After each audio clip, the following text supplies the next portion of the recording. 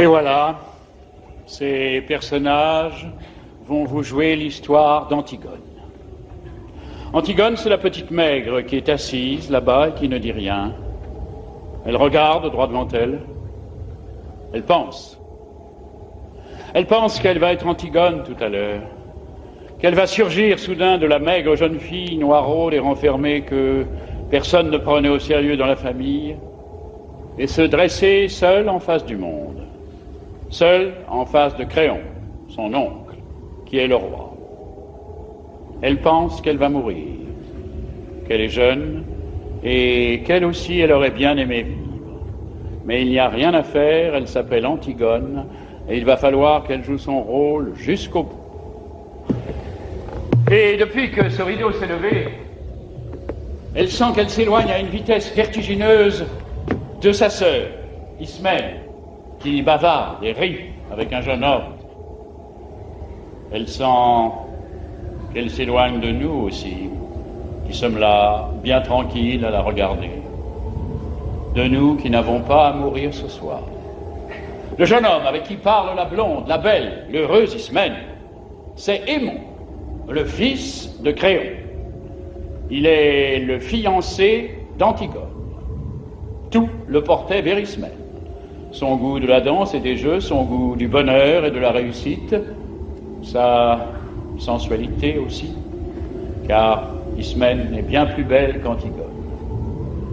Et puis un soir de bal, où il n'avait dansé qu'avec Ismène, un soir où Ismène avait été éblouissante dans sa nouvelle robe, il a été trouvé Antigone, qui rêvait dans un coin comme en ce moment, ses bras entourant ses genoux, et il lui a demandé d'être sa femme. Personne n'a jamais compris pourquoi. Antigone a levé sans étonnement ses yeux graves sur lui, et elle lui a dit oui, avec un petit sourire triste. L'orchestre attaquait une nouvelle danse. Ismène riait aux éclats là-bas, au milieu des autres garçons. Et voilà, maintenant lui, il allait être le mari d'Antigone. Il ne savait pas qu'il ne devait jamais exister de mari d'Antigone sur cette terre et que ce titre princier lui donnait seulement le droit de mourir. Cet homme, robuste, aux cheveux grisonnants, qui médite là, près de son page, c'est Créon, c'est le roi. Il a des rides, il est fatigué. Il joue au jeu difficile de conduire les hommes. Avant, du temps d'Édipe, quand il n'était que le premier personnage de la cour, il aimait la musique, les belles reliures, les longues flâneries chez les petits antiquaires de Thèbes. Mais Édipe et ses fils sont morts. Il a laissé ses livres, ses objets. Il a retroussé ses manches et il a pris leur place. Alors quelquefois, le soir, il est fatigué. Et il se demande s'il n'est pas vain de conduire les hommes, si ce n'est pas un office sordide qu'on doit laisser à d'autres, plus fruste. Et puis, au matin, des problèmes précis se posent qu'il faut résoudre, et il se lève, tranquille, comme un ouvrier au seuil de sa journée. Créon est seul avec son petit page, qui est trop petit, et qui ne peut rien non plus pour lui. Ce garçon là-bas au fond, qui rêve, adossé au mur, solitaire, c'est le messager. C'est lui qui viendra annoncer la mort d'Aimon tout à l'heure. C'est pour cela qu'il n'a pas envie de bavarder ni de se mêler aux autres. Il sait déjà. Enfin, ces trois hommes qui jouent, ce sont les gardes. Ce ne sont pas de mauvais bougres, ils ont des femmes, des enfants et des petits ennuis comme tout le monde, mais ils vous emploieront les accusés le plus tranquillement du monde tout à l'heure. Ils sont dépourvus de toute imagination. Ce sont les auxiliaires, toujours innocents et toujours satisfaits d'eux-mêmes, de la justice, pour le moment, jusqu'à ce qu'un nouveau chef de Thèbes, dûment mandaté, leur ordonne de l'arrêter à son tour. Ce sont les auxiliaires de la justice de Créon. Et maintenant que vous les connaissez tous, Ils vont pouvoir vous jouer leur histoire.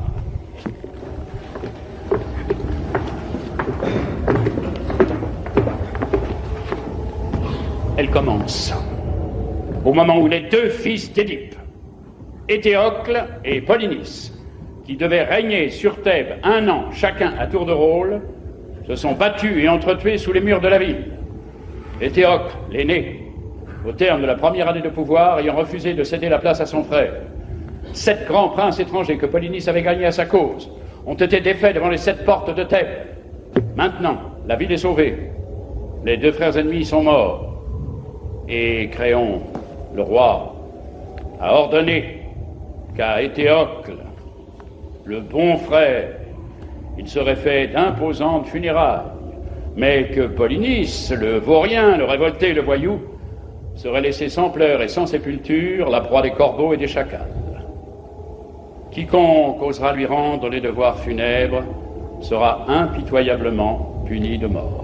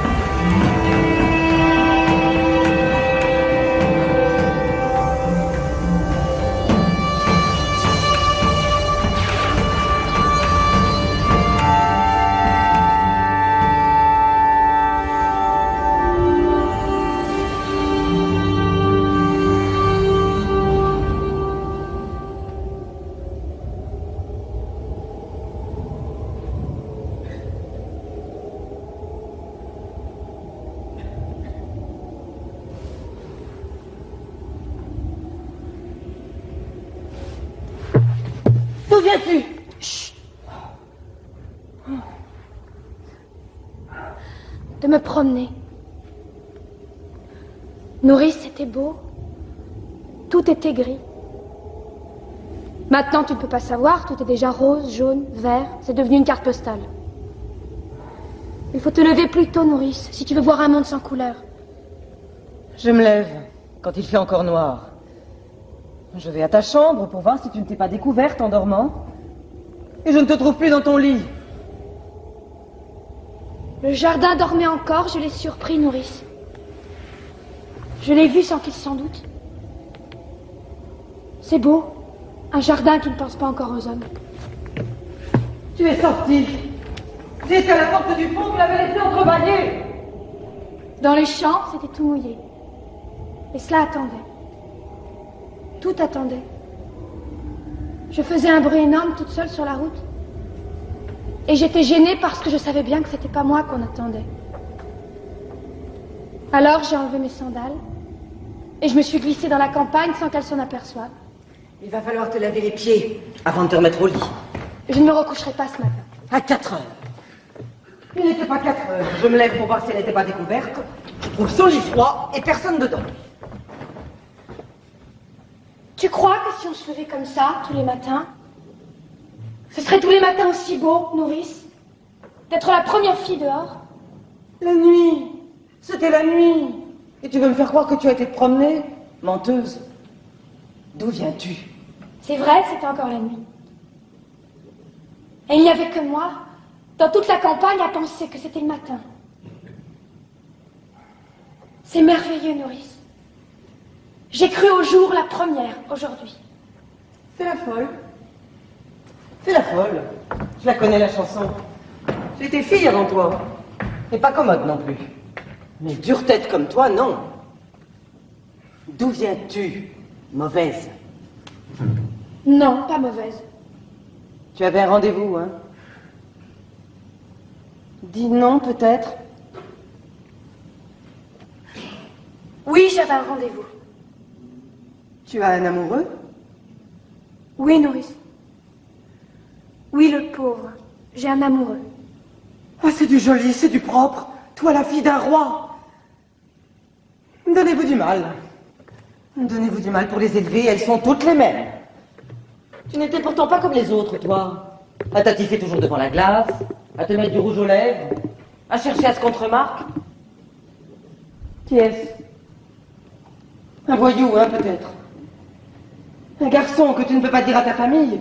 Voilà, c'est lui que j'aime, je veux l'épouser. C'est ça. Hein? C'est ça? Réponds donc, fanfaronne. Oui, nourrice. Et elle dit oui. Miséricorde.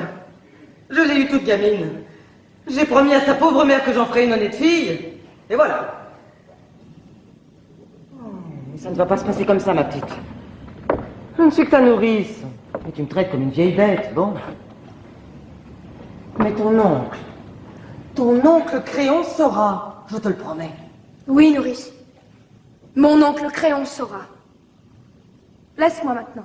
Et tu verras ce qu'il dira quand il apprendra que tu te lèves la nuit. Et Aimon? Et ton fiancé? Car elle est fiancée. Elle est fiancée et à 4 heures du matin, elle quitte son lit pour aller courir avec un autre. Et ça vous répond qu'on la laisse? Ça voudrait qu'on ne dise rien? Mais tu sais ce que je devrais faire? Te battre, comme lorsque tu étais petite. Nounou, tu ne devrais pas trop crier. Tu ne devrais pas être trop méchante ce matin. Pas crier. Je ne dois pas crier par-dessus le marché. Moi qui avais promis à ta mère. Qu'est-ce qu'elle me dirait, ta mère, si elle était là? Une vieille bête. Oui. Une vieille bête qui n'a pas su me la garder pure, ma petite. Toujours à crier, à faire le chien de garde. À leur tourner autour avec des lainages pour qu'elles ne prennent pas froid. Ou des laits de poule pour les rendre fortes. Mais à 4 heures du matin, tu dors, vieille bête. Tu dors, toi qui ne peux pas fermer l'œil. Et tu les laisses filer, marmotte. Et quand tu arrives, le lit est froid. Voilà ce qu'elle me dira, ta mère. Là-haut, quand j'y monterai. Et moi, j'aurais honte. Honte à en mourir s'il n'était pas déjà morte. Je ne pourrais que baisser la tête et répondre: Madame Jocaste. C'est vrai? Non. Nourrice ne pleure plus. Tu pourras regarder maman bien en face quand tu iras la retrouver. Et elle te dira bonjour, nounou. Merci pour la petite Antigone. Tu as bien pris soin d'elle. Elle sait pourquoi je suis sortie ce matin. Tu n'as pas d'amoureux?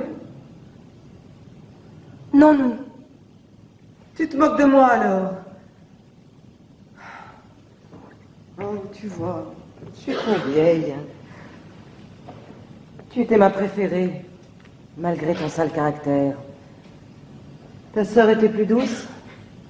Je croyais que c'était toi qui m'aimais. Si tu m'aimais, tu m'aurais dit la vérité. Pourquoi ton lit était-il froid quand je suis venue te border? Nounou, je suis pure. Je n'ai pas d'autre amoureux qu'Aimon, mon fiancé, je te le jure. Je peux même te jurer, si tu veux, que je n'aurai jamais d'autre amoureux. Garde tes larmes. Garde tes larmes. Tu en auras peut-être besoin encore, nounou. Et quand tu pleures comme cela, je redeviens petite. Et il ne faut pas que je sois petite ce matin. Tu es déjà levée? Je viens de ta chambre. Oui, je suis déjà levée. Oh, toutes les deux alors. Toutes les deux, vous allez devenir folles et vous lever avant les servantes. Vous croyez que c'est bon d'être debout le matin, à jeun? Que c'est convenable pour des princesses? Oh, vous n'êtes seulement pas couvertes. Oh non, vous allez voir que vous allez encore me prendre mal. Laisse-nous, nourrice. Il ne fait pas froid, je t'assure, c'est déjà l'été. Va nous faire du café.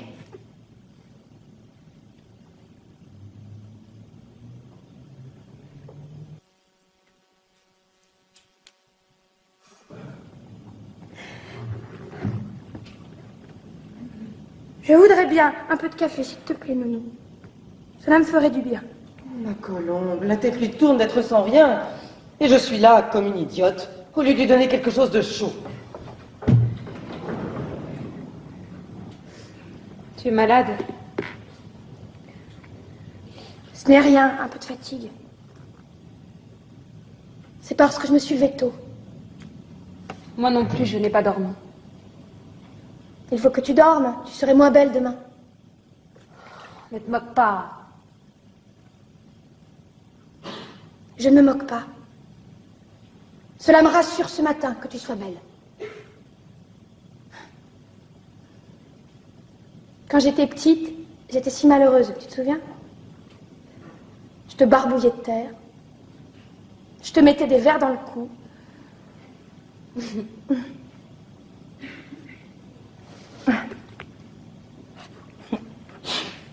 Une fois, j'étais attachée à un arbre et je t'ai coupé tes cheveux. Tes beaux cheveux. Comme cela doit être facile de ne pas penser de bêtises, avec toutes ces belles mèches lisses et bien ordonnées autour de la tête. Pourquoi parlais-tu d'autre chose? Je ne parle pas d'autre chose. Tu sais, j'ai bien pensé, Antigone. Oui? J'ai bien pensé toute la nuit. Tu es folle. Oui. Nous ne pouvons pas. Pourquoi? Il nous ferait mourir. Bien sûr! À chacun son rôle. Lui, il doit nous faire mourir.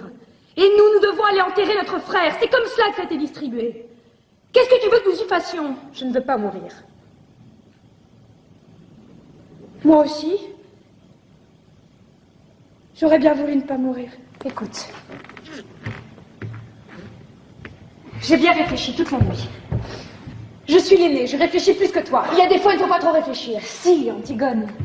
D'abord, bien sûr, c'est horrible, et j'ai pitié, moi aussi, de mon frère. Mais je comprends un peu notre oncle. Moi, je ne veux pas comprendre un peu. Il est le roi, il faut qu'il donne l'exemple. Et moi, je ne suis pas le roi! Chut. Il ne faut pas que je donne l'exemple, moi. Elle fait ce qui lui passe par la tête, la petite Antigone. La sale bête, l'entêtée, la mauvaise. Et puis après, on la met dans un coin ou dans un trou, et c'est bien fait pour elle. Elle n'avait qu'à ne pas désobéir. Allez, allez. Tes sourcils joints, ton regard droit devant toi et te voilà lancé sans écouter personne. Écoute-moi, j'ai raison plus souvent que toi. Je ne veux pas avoir raison. Essaie de comprendre au moins. Comprendre. Vous n'avez que ce mot-là dans la bouche, tous. Depuis que je suis toute petite. Il fallait comprendre qu'on ne peut pas toucher à l'eau. À la belle et fuyante eau froide parce que ça mouille les dalles. À la terre parce que ça tache les robes. Il fallait comprendre qu'on ne doit pas manger tout à la fois. Donner tout ce qu'on a dans ses poches aux mendiants qu'on rencontre. Courir. Courir dans le vent jusqu'à ce qu'on tombe par terre et boire quand on a chaud. Et se baigner quand il est trop tôt ou trop tard. Mais pas juste quand on en a envie. Comprendre. Toujours comprendre. Mais moi, je ne veux pas comprendre. Je comprendrai quand je serai vieille. Si je deviens vieille, pas maintenant. Il est plus fort que nous, Antigone. Il est le roi. Et ils pensent tous comme lui dans la ville. Ils sont des milliers et des milliers autour de nous. Grouillant dans toutes les rues de Thèbes. Je ne t'écoute pas. Ils nous hueront. Ils nous prendront avec leurs 1000 bras, leurs 1000 visages et leur unique regard. Ils nous cracheront à la figure. Et il faudra avancer dans leur haine, sur la charrette, avec leur odeur et leur rire, jusqu'au supplice. Et souffrir? Il faudra souffrir. Sentir que la douleur monte, qu'elle est arrivée au point où on ne peut plus la supporter, qu'il faudrait qu'elle s'arrête, mais qu'elle continue pourtant et monte encore, comme une voix aiguë. Oh, je ne peux pas. Je ne peux pas.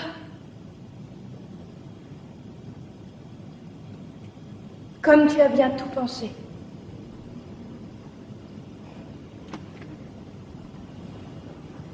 Toute la nuit. Pas toi? Si, bien sûr. Tu sais, moi, je ne suis pas très courageuse. Moi non plus. Mais qu'est-ce que cela fait? Tu n'as donc pas envie de vivre, toi? Pas envie de vivre. Qui se levait la première le matin, rien que pour sentir l'air froid sur sa peau nue? Qui se couchait la dernière, seulement quand elle n'en pouvait plus de fatigue pour vivre encore un peu plus la nuit? Qui pleurait déjà, toute petite, en pensant qu'il y avait tant de petites bêtes, tant de brins d'herbe dans le pré, et qu'on ne pouvait pas tous les prendre? Oh, ma petite sœur. Ah non, laisse-moi. Ne me caresse pas. Ne nous mettons pas à pleurnicher ensemble maintenant.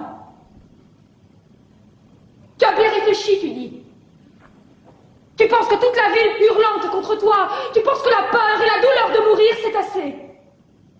Oui, sers-toi de ces prétextes. Je t'en supplie, Antigone. C'est bon pour les hommes de croire aux idées et de mourir pour elles. Toi, tu es une fille. Une fille, oui. Et je sais pleurer d'être une fille. Ton bonheur est là, devant toi. Et tu n'as qu'à le prendre, tu es fiancée. Tu es jeune, tu es belle. Non, je ne suis pas belle. Pas belle comme nous, mais autrement.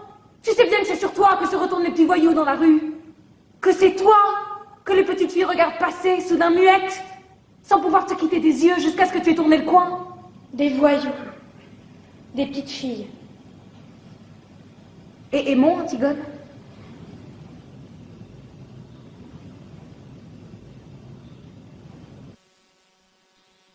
Je parlerai tout à l'heure à Aimon.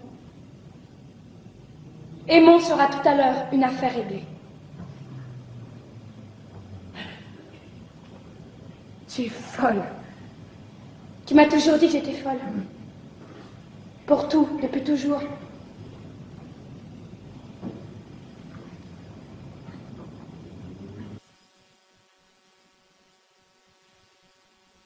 Va te recoucher, Ismène.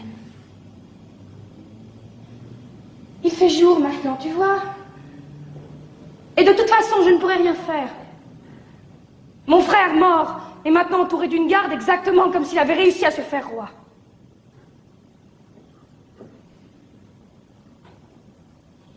Va te recoucher. Tu es toute pâle de fatigue. Et toi? Je n'ai pas envie de dormir. Mais je te promets que je ne bougerai pas d'ici avant ton réveil. Nourrice va m'apporter à manger. Va dormir encore. Le soleil se lève seulement. Tu as les yeux tout petits de sommeil. Va.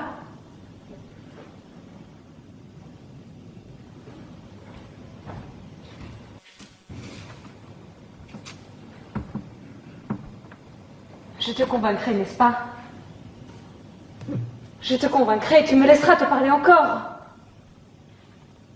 Je te laisserai me parler encore, oui. Je vous laisserai tous me parler. Va dormir maintenant, je t'en prie.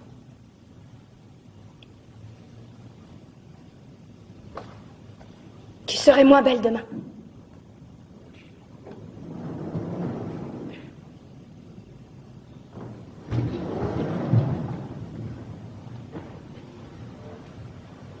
Pauvre Ismène.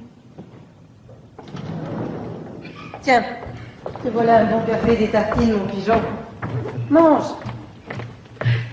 Je n'ai pas très faim, Nourrice. Je te les ai grillés moi-même. Et beurrés comme tu les aimes. Tu es gentil, Nounou. Je vais seulement boire un peu. Où as-tu mal?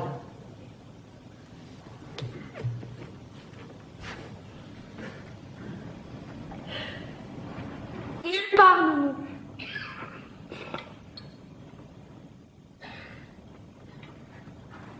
Mais fais-moi tout de même bien chaud. Comme lorsque j'étais malade.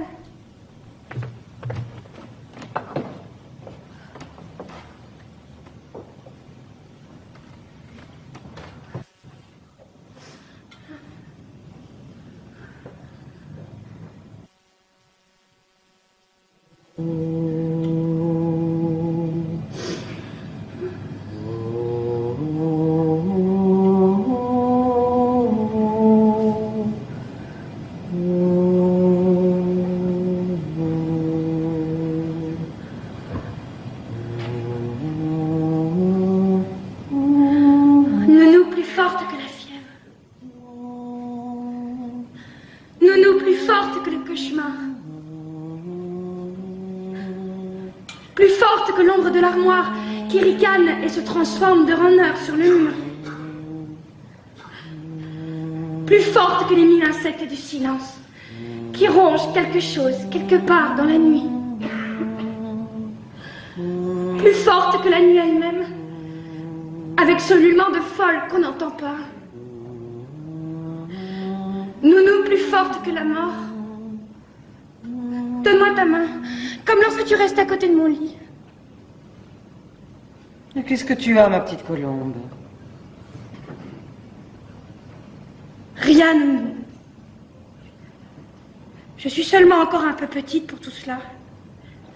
Mais il n'y a que toi qui dois le savoir. Trop petite pour quoi, ma mésange? Pour rien, Nounou. Et puis tu es là.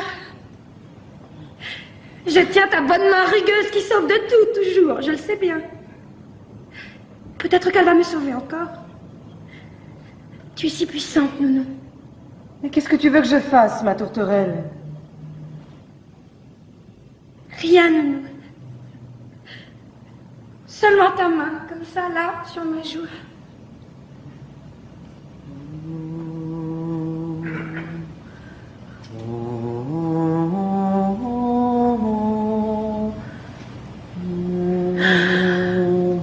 Voilà, je n'ai plus peur.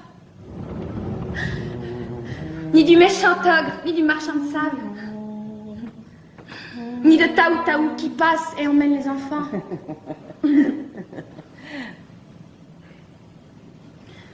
Et voilà, Aimon. Laisse-nous nourrir.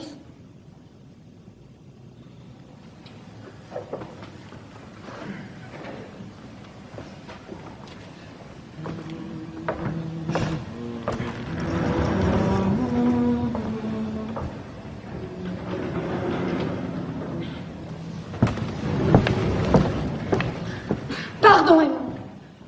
Pour notre dispute d'hier soir et pour tout, c'est moi qui avais tort. Je te prie de me pardonner. Tu sais bien que je t'avais pardonné à peine avais-tu claqué la porte. Ton parfum était encore là et je t'avais déjà pardonné. À qui l'avais-tu volé ce parfum? À Ismaël. Et le rouge à lèvres, la poudre, la belle robe? Aussi. En quel honneur t'étais-tu faite si belle? Je te le dirai.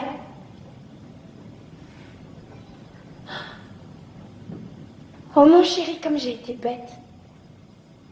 Tout un soir gaspillé. Un beau soir. Nous aurons d'autres soirs, Antigone. Peut-être pas. Et d'autres disputes aussi. C'est plein de disputes, un bonheur. Un bonheur, oui. Écoute, Aimon. Oui, Ne ris pas, ce matin, sois grave. je suis grave. Et serre-moi. Ni cette grande confiance qui m'inonde quand j'ai la tête au creux de ton cou. Oui, Antigone, je t'aime comme une femme. Mais je suis noire et maigre, Ismène et rose et dorée comme un fruit. Antigone.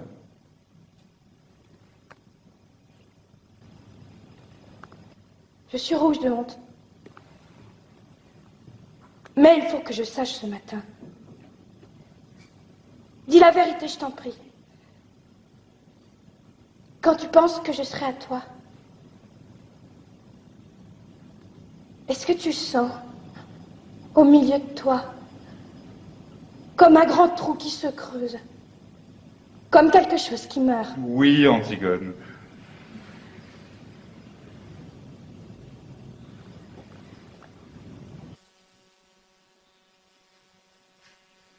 Moi, je sens comme cela.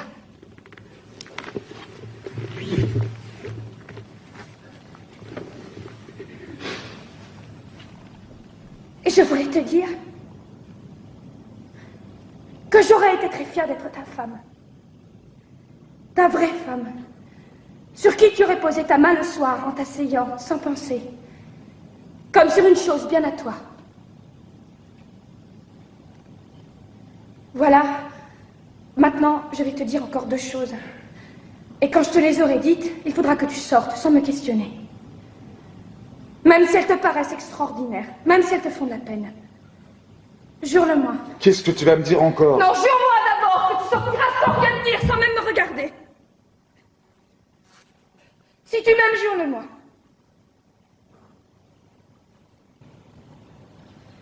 Tu vois comme je te le demande. Jure-le-moi, s'il te plaît, non. C'est la dernière folie que tu auras à me passer. Je te le jure.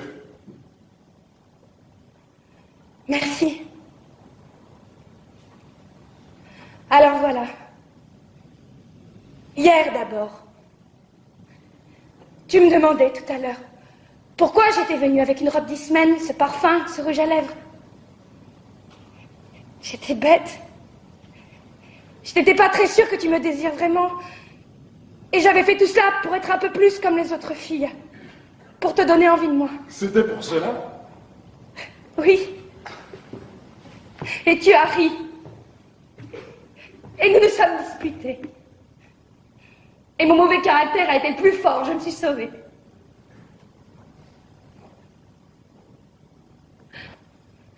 Mais j'étais venue chez toi pour que tu me prennes hier soir. Pour que je sois ta femme avant. Tu m'as juré de ne pas me demander pourquoi tu m'as juré, non. Je t'en supplie. D'ailleurs, je vais te dire, je voulais être ta femme quand même. Parce que je t'aime comme cela, moi. Très fort, et que je vais te faire de la peine. Oh, mon chéri, pardon. Que jamais, jamais je ne pourrai t'épouser. Tu me l'as juré, non. Sors, sors tout de suite.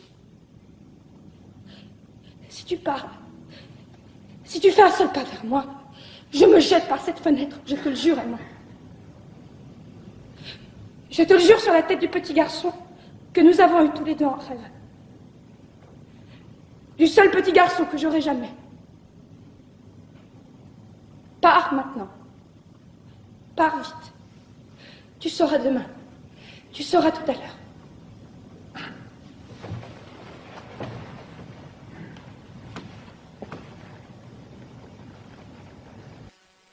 Pars, s'il te plaît, mon. C'est tout ce que tu peux faire encore pour moi, si tu m'aimes.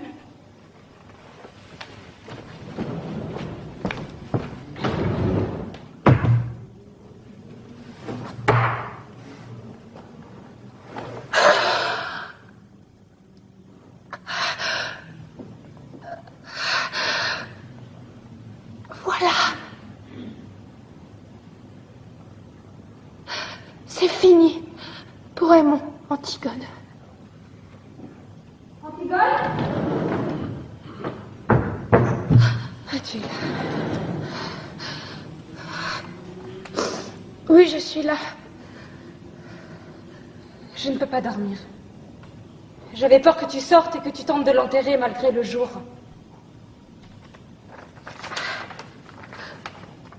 Antigone, ma petite sœur, nous sommes tous là, autour de toi. Aimons-nous, nous et moi. Nous t'aimons et nous sommes vivants, nous. Nous avons besoin de toi. Polynice est mort et il ne t'aimait pas. Il a toujours été un étranger pour nous. Un mauvais frère. Oublie-le, Antigone, comme il nous avait oubliés. Laisse son ombre dure errer éternellement sans sépulture, puisque c'est la loi de Créon. Ne tente pas ce qui est au-dessus de tes forces. Tu braves tout, toujours. Mais tu es toute petite, Antigone. N'y va pas cette nuit. Reste avec nous. Je t'en supplie.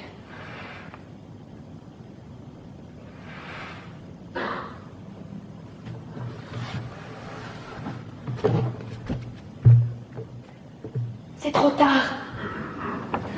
Ce matin, quand tu me rencontrais, j'en venais.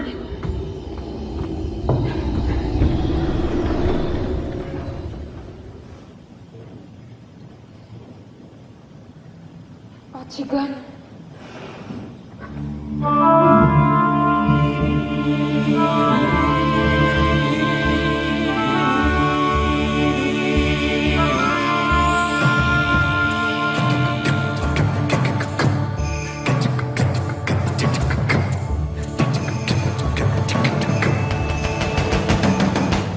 Un garde, dis-tu? Un de ceux qui gardent le cadavre. Fais-le entrer.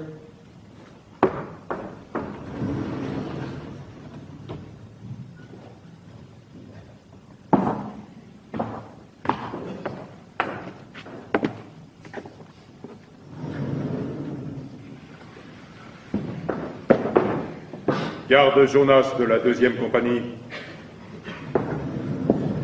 Qu'est-ce que tu veux? Voilà, chef. On a tiré au sort pour savoir celui qui viendrait et le sort est tombé sur moi. Alors voilà, chef, je suis venu parce qu'on a pensé qu'il valait mieux qu'il n'y en ait qu'un qui explique. Et puis parce qu'on ne pouvait pas abandonner le poste tous les trois. Qu'as-tu à me dire? Eh bien voilà, chef. Le cadavre. On a veillé pourtant. On avait la relève de 2 heures, la plus dure. Vous savez ce que c'est au moment où la nuit va finir, ce plomb entre les yeux, la nuque qui tire, et puis toutes ces ombres qui bougent et le brouillard du petit matin qui se lève. Ah, ils ont bien choisi leur heure. On était là, on parlait, on battait la semelle. On ne dormait pas, chef. Ça, on peut vous le jurer tous les trois qu'on ne dormait pas. D'ailleurs, avec le froid qu'il faisait, tout d'un coup, moi, je regarde le cadavre. On était à 2 pas, mais moi, je le regardais tout de même, de temps en temps. Je suis comme ça, moi, chef. Je suis méticuleux. C'est pour ça que mes supérieurs, ils disent avec Jonas, c'est moi qui l'ai vu le premier, chef. Les autres vous le diront, c'est moi qui ai donné l'alarme le premier. L'alarme? Pourquoi? Le cadavre, chef. Quelqu'un l'avait recouvert. Oh, pas grand-chose, il n'avait pas eu le temps avec nous à côté, seulement un peu de terre. Mais suffisamment tout de même pour le cacher au retour. Tu es sûr que ce n'est pas une bête? En grattant? Non, chef, on a d'abord espéré ça, nous aussi, mais la terre était jetée sur lui selon les rites. C'est quelqu'un qui savait ce qu'il faisait. Qui a osé? Qui a été assez fou pour braver ma loi? As-tu relevé des traces? Rien. Rien qu'un pas plus léger qu'un passage d'oiseau. Après, en cherchant mieux, on a trouvé plus loin une pelle. Une petite pelle d'enfant, toute vieille, toute rouillée. On a pensé que ça ne pouvait pas être un enfant qui avait fait le coup. Un enfant? L'opposition. Brisée qui sourd et mine déjà partout. Les amis de Polynice avec leur or bloqué dans Thèbes. Les chefs de la plèbe, soudainement alliés au prince. Et les prêtres, essayant de pêcher quelque chose au milieu de tout cela. Un enfant. Ils ont dû penser que ce serait plus touchant. Je le vois d'ici, leur enfant, avec sa gueule de tueur à pointer. Et la petite pelle soigneusement enveloppée dans du papier sous sa veste. Ah, à moins qu'il n'ait dressé un vrai enfant, avec des phrases. Une innocence inestimable pour le parti. Un vrai petit garçon pâle, qui crachera devant mes fusils. Un précieux sang bien frais sur mes mains. Double aubaine. Mais ils ont des complices. Et dans ma garde, peut-être. À qui avez-vous déjà parlé de cette affaire? À personne, chef. On a tout de suite tiré au sort et je suis venu. Alors écoute bien. Votre garde est doublée. Renvoyez la relève. Voilà l'ordre. Je ne veux que vous près du cadavre. Et pas un mot. Vous êtes tous coupables d'une négligence, vous serez punis, de toute façon. Mais si tu parles, si le bruit court dans la ville qu'on a recouvert le cadavre de Polynice, alors vous mourrez, tous les trois. On n'a pas parlé, chef, je vous le jure. Mais moi, j'étais ici. Et peut-être que les autres, ils l'ont déjà dit à la relève. Chef, j'ai 2 enfants. Il y en a un qui est tout petit. Vous témoignerez pour moi que j'étais ici, chef, devant le conseil de guerre. J'étais ici, moi, avec vous. J'ai un témoin. Si on a parlé, ce sera les autres, ce sera pas moi. J'ai un témoin, moi. Alors va vite. Si personne ne sait, tu vivras.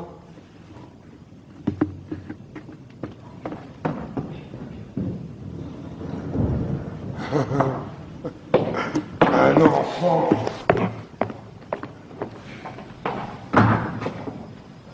Tu mourrais, toi, pour moi? Tu crois que tu irais avec ta petite pelle? Ah, bien sûr. Tu irais tout de suite, toi aussi.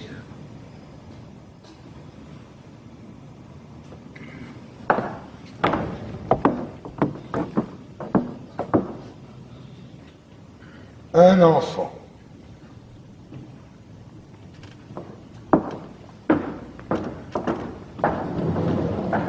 Et voilà. Maintenant, le ressort est bandé. Cela n'a plus qu'à se dérouler tout seul. C'est cela qui est commode dans la tragédie.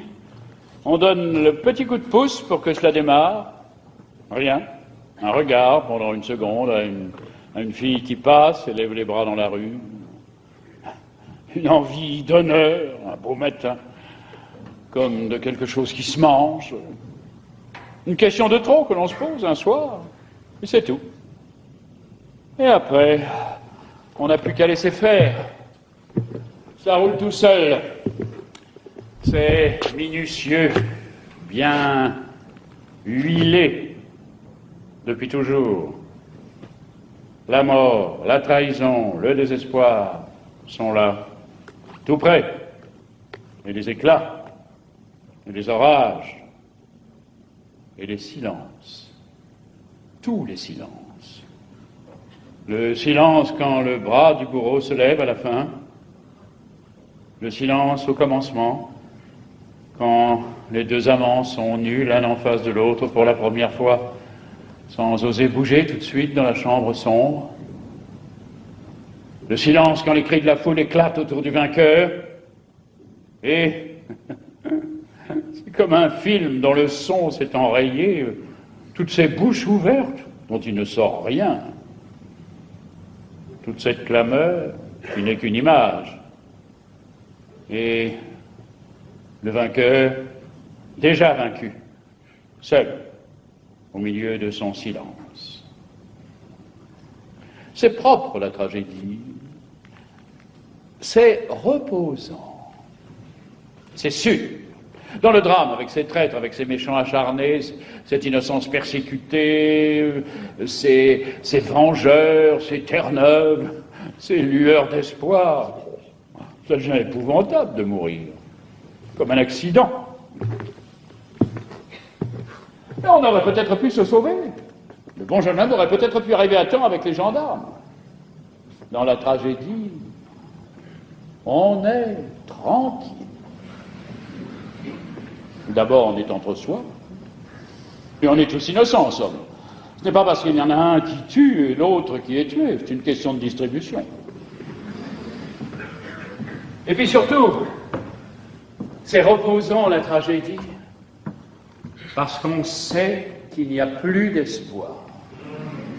Ça, l'espoir. Qu'on est pris, qu'on est enfin pris comme un rat, avec tout le ciel sur son dos.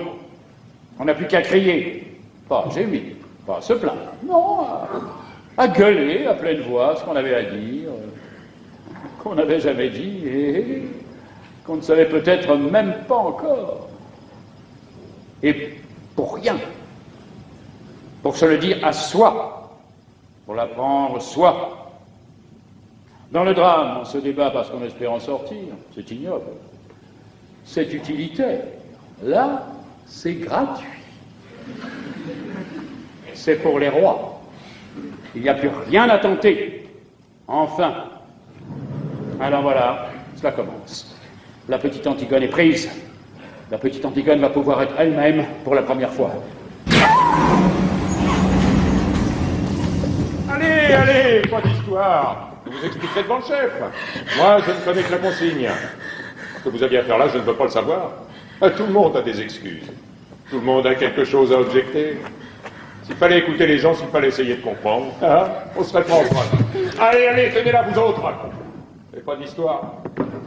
Moi, ce qu'elle a à dire, je ne veux pas le savoir. Dis-leur de me lâcher avec leurs sales mains, ils me font mal. Leurs sales mains. Vous pourriez être poli, mademoiselle. Moi, je suis poli.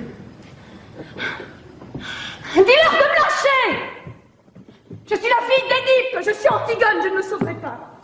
La fille d'Édipe. Oui. Les putains qu'on ramasse à la garde de nuit, elles disent aussi de se méfier. Quels sont la bonne avis du préfet de police?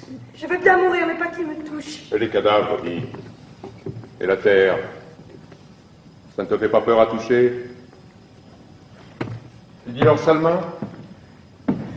Regarde un peu les tiennes.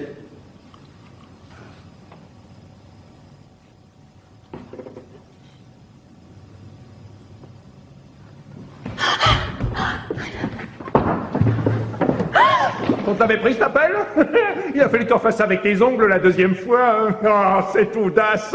Je tourne le dos une seconde, je te demande une chic, allez, le temps de me la caler dans la joue, le temps de dire merci. Elle était là, à gratter comme une petite hyène. Et en plein jour. Et c'est qu'elle se débattait, cette garce, quand j'ai voulu la prendre. C'est qu'elle voulait me sauter aux yeux. Hein. Elle criait qu'il fallait qu'elle finisse.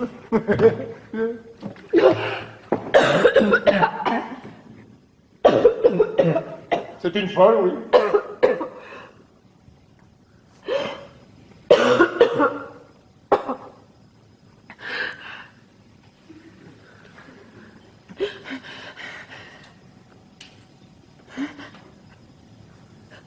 Je voudrais m'asseoir un peu.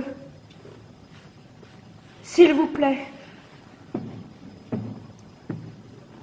C'est bon qu'elle s'asseye. Mais n'en lâchez pas, vous autres.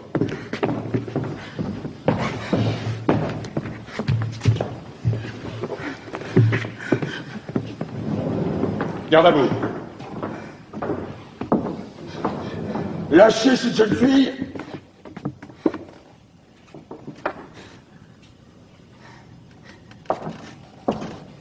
Qu'est-ce que c'est? C'est le piquet de garde, chef. On est venu avec les camarades. Qui garde le corps? On a appelé la relève, chef. Je t'avais dit de la renvoyer. Je t'avais dit de ne rien dire. On n'a rien dit, chef. Mais comme on a arrêté celle-là, on a pensé qu'il fallait qu'on vienne. Et cette fois, on n'a pas tiré au sort. On est venus tous les trois. Imbécile.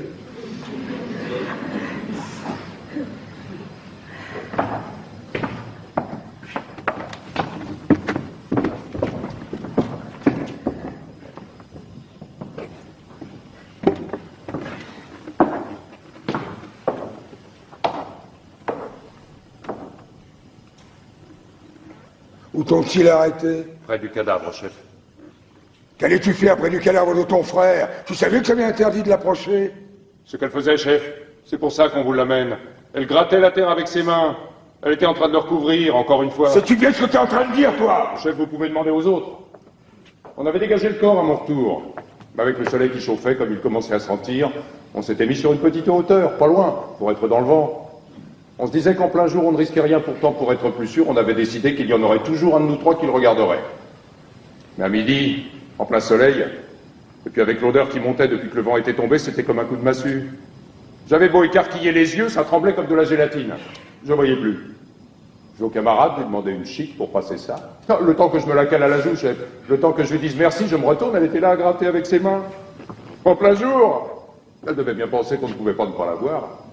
Et quand elle a vu que je lui courais dessus, vous croyez qu'elle s'est arrêtée, qu'elle a essayé de se sauver peut-être? Non, elle continuait de toutes ses forces, aussi vite qu'elle pouvait, comme si elle ne me voyait pas arriver. Et quand je l'empoignais, elle se débattait comme une diablesse. Elle voulait continuer encore. Elle me criait de la laisser, que le corps n'était pas encore tout à fait couvert. C'est vrai? Oui, c'est vrai. On a découvert le corps comme de juste, et on a passé la relève sans parler de rien. Et on est venu vous l'amener, chef. Voilà. Et cette nuit, la première fois, c'était toi aussi? Oui, c'était moi. Avec une petite pelle de fer qui nous servait à faire des châteaux de sable sur la plage pendant les vacances.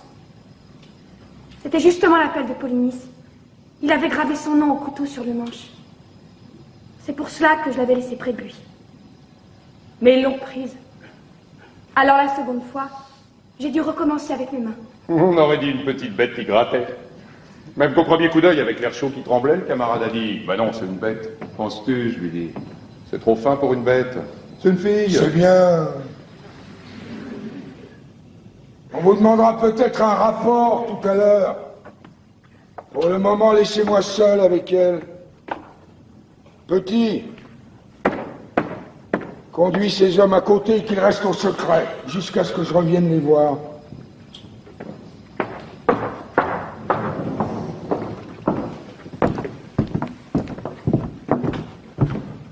Faut-il lui mettre les menottes, chef? Non.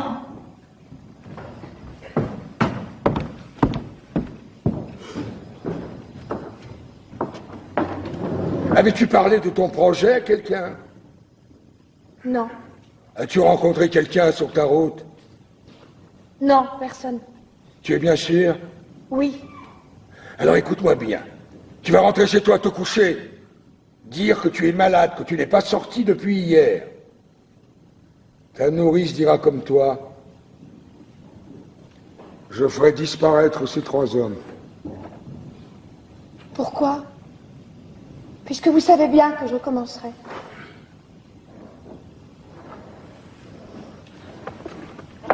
Pourquoi tu tentais d'enterrer ton frère? Je le devais. Je l'avais interdit! Je le devais tout de même.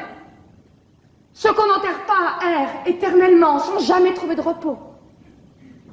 Si mon frère vivant était rentré harassé d'une longue chasse, je lui aurais enlevé ses chaussures, je lui aurais fait à manger. Je lui aurais préparé son lit. Polynice aujourd'hui a achevé sa chasse. Il rentre à la maison, où mon père et ma mère et Théocle aussi l'attendent. Il a droit au repos. C'était un révolté, un traître. Tu le savais? C'était mon frère. Tu l'as entendu proclamer les dieux au carrefour. Tu avais lu l'affiche sur tous les murs de la ville. Oui. Tu savais le sort qui était promis à celui quel qu'il soit qui oserait lui rendre les honneurs funèbres? Oui, je le savais. Ah, alors tu as peut-être cru que d'être la fille d'Édipe, la fille de l'orgueil d'Édipe, c'était assez pour être au-dessus de la loi. Non, je n'ai pas cru cela. La loi est d'abord faite pour toi, Antigone. La loi est d'abord faite pour les filles des rois. Si j'avais été une servante, en train de faire sa vaisselle, quand j'ai entendu lire Lady, j'aurais essuyé l'eau grasse de mes bras, et je serais sortie avec mon tablier pour aller enterrer mon frère. C'est pas vrai! Si tu avais été une servante, hein, tu n'aurais pas douté que tu allais mourir. Et tu serais resté à pleurer ton frère, mais chez toi. Seulement tu as pensé que tu étais de race royale, ma nièce, la fiancée de mon fils, et que quoi qu'il arrive, je n'oserais pas te faire mourir. Vous vous trompez. J'étais certaine que vous me feriez mourir, au contraire. Voilà, l'orgueil. L'orgueil d'Édipe, tu es l'orgueil d'Édipe. Ah, maintenant, que je l'ai trouvé au fond de tes yeux, je te crois. Tu as dû penser que je te ferais mourir. Et cela paraissait un dénouement alors tout naturel pour toi, orgueilleuse. Pour ton père non plus, je ne dis pas le bonheur, il n'en était pas question. Mais le malheur humain, c'était trop peu. Parce que l'humain vous gêne aux entournures dans la famille. Il vous faut un tête-à-tête avec le destin et la mort.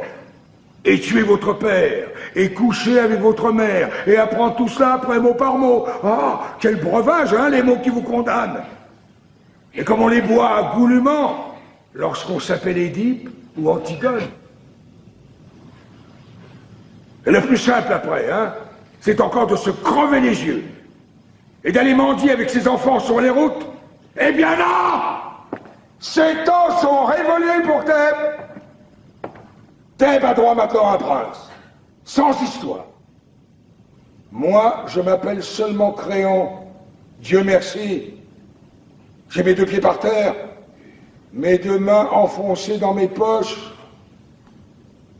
Et puisque je suis roi, j'ai résolu, avec moins d'ambition que ton père, de m'employer tout simplement à rendre l'ordre de ce monde un peu moins absurde, si c'est possible. C'est même pas une aventure, c'est un métier. Un métier pour tous les jours. C'est pas toujours drôle, comme tous les métiers.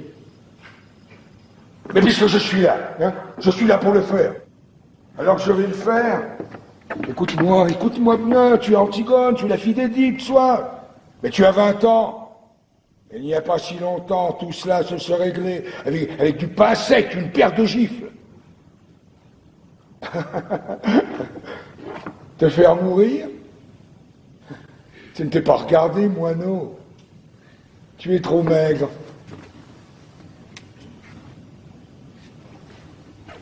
Tu vas rentrer chez toi tout de suite, faire ce que je t'ai dit. Te taire. Je me charge du silence des autres.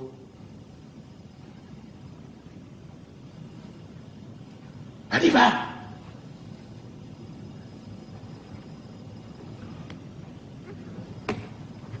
Non! Ne me foudroie pas comme ça du regard. Hein? Tu me prends pour une brute, c'est entendu. Et tu dois penser que décidément, je suis bien prosaïque. Ah. Mais je t'aime. Je t'aime bien tout de même, hein, malgré ton sale caractère. N'oublie pas que c'est moi qui t'ai fait cadeau de ta première poupée. Hein, il n'y a pas si longtemps. Antigone, c'est par cette porte qu'on regagne ta chambre.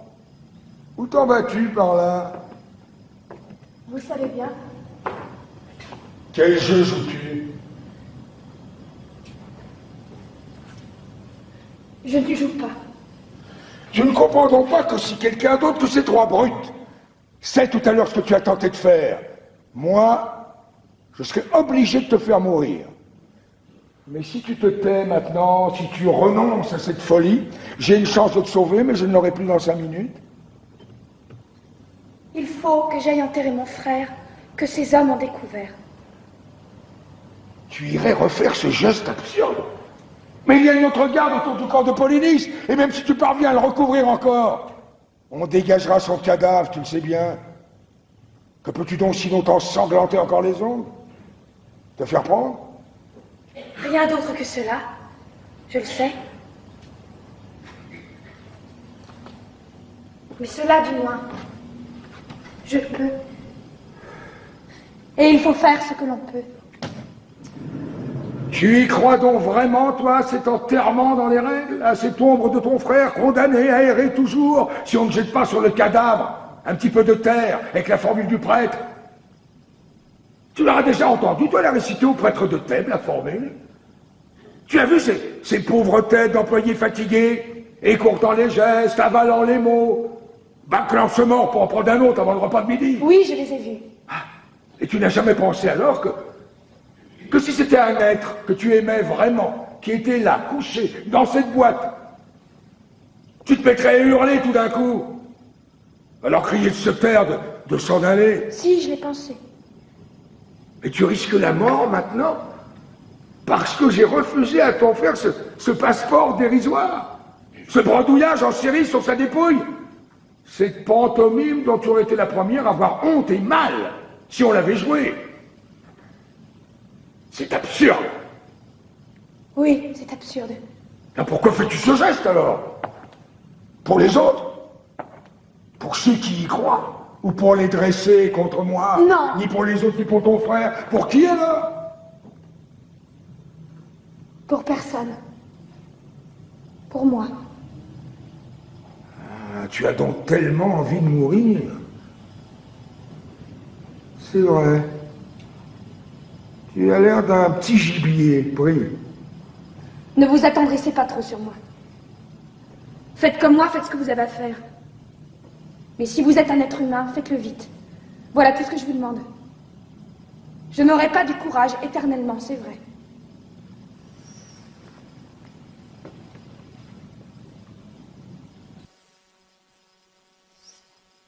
Je veux te sauver, Antigone. Vous êtes le roi, vous pouvez tout, mais cela, vous ne le pouvez pas. Tu crois? ni me sauver, ni me contraindre. Orgueilleuse, petite Édipe. Vous pouvez seulement me faire mourir. Et si je te fais torturer? Pourquoi? Pour que je pleure? Que je demande grâce? Que je jure tout ce qu'on voudra? Et que je recommence après, quand je n'aurai plus mal. Écoute-moi bien, hein. J'ai le mauvais rôle, c'est entendu, et tu as le bon. Et tu le sens. Mais t'en profites tout de même pas trop, hein, petite peste. Parce que si j'étais une bonne brute, ordinaire de tyran, il y a déjà longtemps qu'on t'aurait arraché la langue, tiré les membres au tenaille, jeté dans un trou. Non, tu vois quelque chose dans mes yeux, quelque chose qui hésite. Hein? Tu veux que je te laisse parler au lieu d'appeler mes soldats. Alors tu nargues, tu attaques tant que tu peux, mais où veux-tu en venir à la fin, petite furie? Lâchez-moi, vous faites mal au bras avec votre main. Non, moi je suis le plus fort comme ça, alors j'en profite aussi. Aïe. C'est peut-être ce que je devrais faire après tout, hein. Tout simplement te tendre le poignet et te tirer les cheveux, comme on fait aux filles dans les jeux. Je suis ton oncle, c'est entendu, mais nous ne sommes pas tendres les uns pour les autres dans la famille. Ça ne te semble pas drôle tout de même, non? Ce roi bafoué, qui peut tout, ce vieil homme, qui t'écoute, et qui en a vécu d'autres, est aussi attendrissant que toi, je t'assure, et qui, hélas, donnait toute cette peine pour essayer de t'empêcher de mourir. Vous serrez trop maintenant. Cela ne me fait même plus mal. Je n'ai plus de bras. Je sais pourtant si j'ai autre chose à faire aujourd'hui. Mais je vais tout de même perdre le temps qu'il faudra. Et te sauver, petite peste. Au lendemain d'une révolution ratée, il y a du pain sur la planche, je t'assure. Mais les affaires urgentes attendront. Je ne veux pas te laisser mourir dans une histoire de politique. Tu vaut mieux que ça. Hein? Et parce que ton Polynice, cette ombre éplorée, et ce corps qui se décompose entre ses gardes, et tout ce pathétique qui t'enflamme, tout cela, ce n'est qu'une histoire de politique. D'abord, je ne suis pas tendre, mais je suis délicat. J'aime ce qui est propre, net, bien lavé. Parce que tu crois que ça ne me dégoûte pas autant que toi, non? Cette viande qui pourrit au soleil.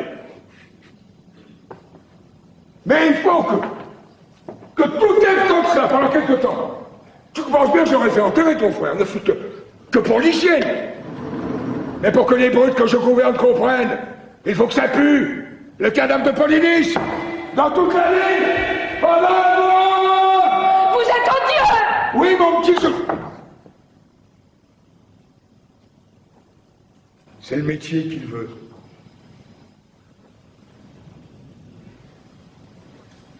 Ce qu'on peut discuter, c'est s'il faut le faire ou ne pas le faire. Mais si on le fait, il faut le faire comme ça.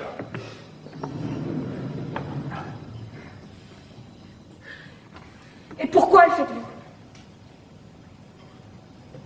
Un matin, je me suis réveillé, roi de Thèbes. Et Dieu sait si j'aimais autre chose dans la vie que d'être puissant. Il fallait dire non, alors. Ah, je le pouvais. Mais je me suis senti tout à coup comme un ouvrier qui refusait un ouvrage. Cela ne m'a pas paru honnête. J'ai dit oui. Eh bien, tant pis pour vous.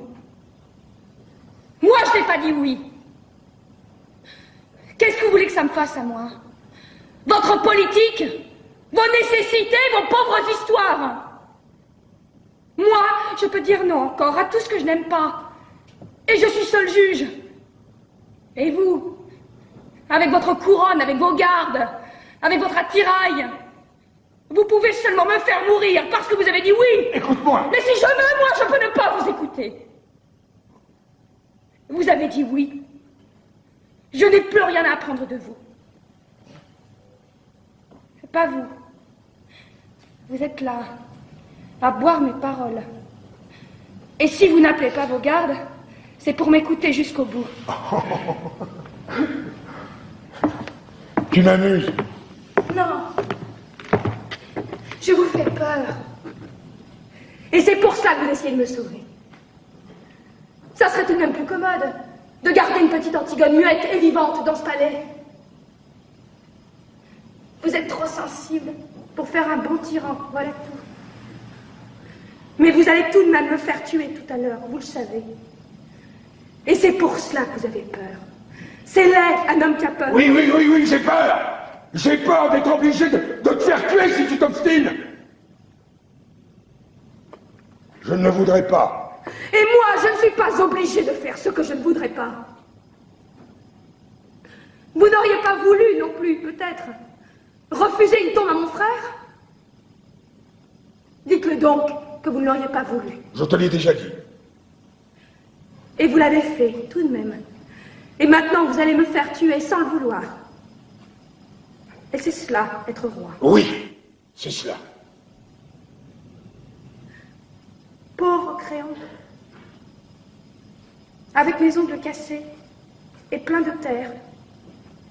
Et les bleus que tes gardes m'ont fait au bras.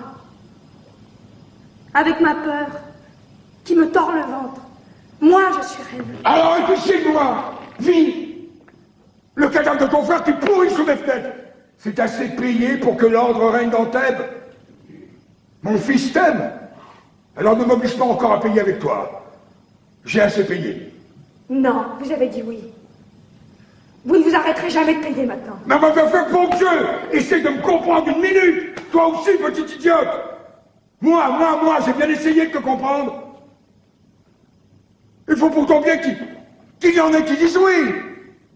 Il faut pourtant bien qu'il y en ait qui mènent la barque. Parce que ça prend l'eau. Ça prend l'eau de toutes parts.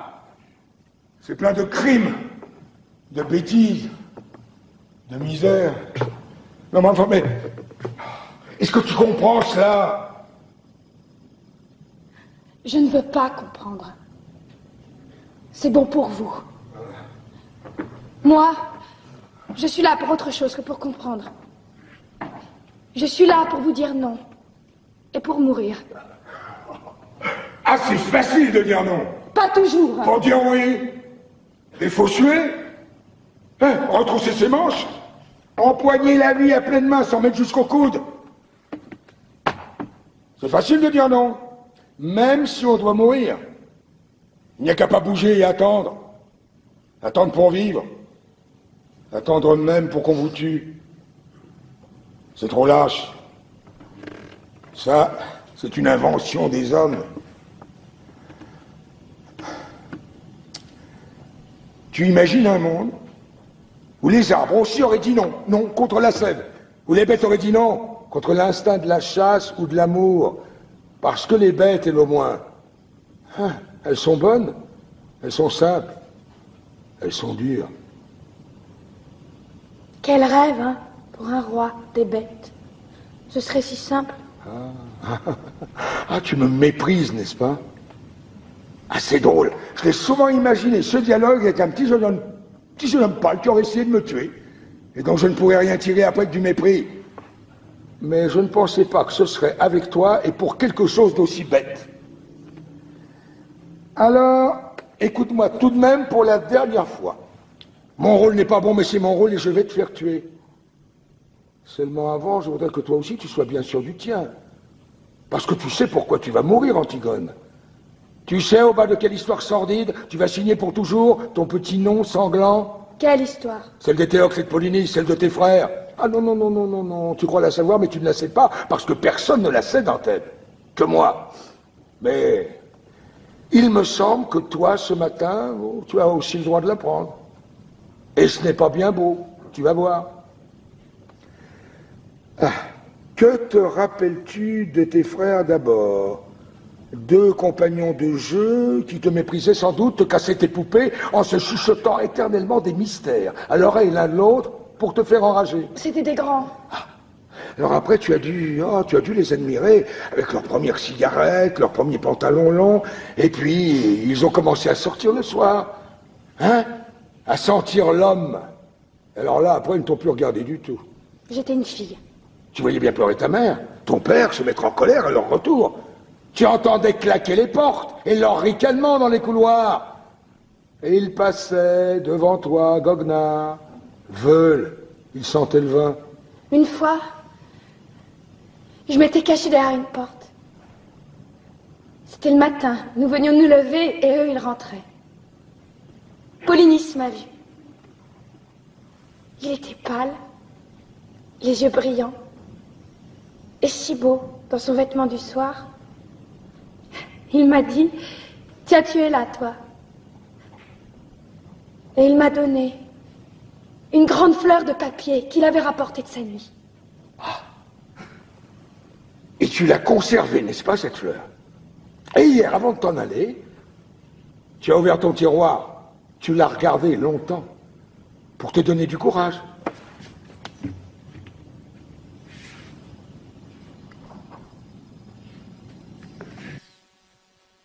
Qui vous a dit cela? Ah, pauvre Antigone avec ta fleur de cotillon. Sais-tu qui était ton frère? Je savais que vous me diriez du mal de lui, en tout cas. Un petit fêtard imbécile, un petit carnassier dur, sans âme, une petite brute, juste bonne à aller plus vite que les autres avec ses voitures, à dépenser plus d'argent dans les bars. Tiens, une fois, j'étais là, ton père venait de lui refuser une grosse somme d'argent qu'il avait perdu au jeu. Il est devenu tout pâle. Il a levé son poing en criant un mot ignoble. C'est pas vrai. Son poing de brûle, t'as tout volé dans le visage de ton père. C'était pitoyable. Ton père était assis à sa table, la tête dans ses mains. Il saignait. Il saignait du nez et il pleurait. Et dans un coin du bureau, Polynice ricanant qui allumait une cigarette. C'est pas vrai.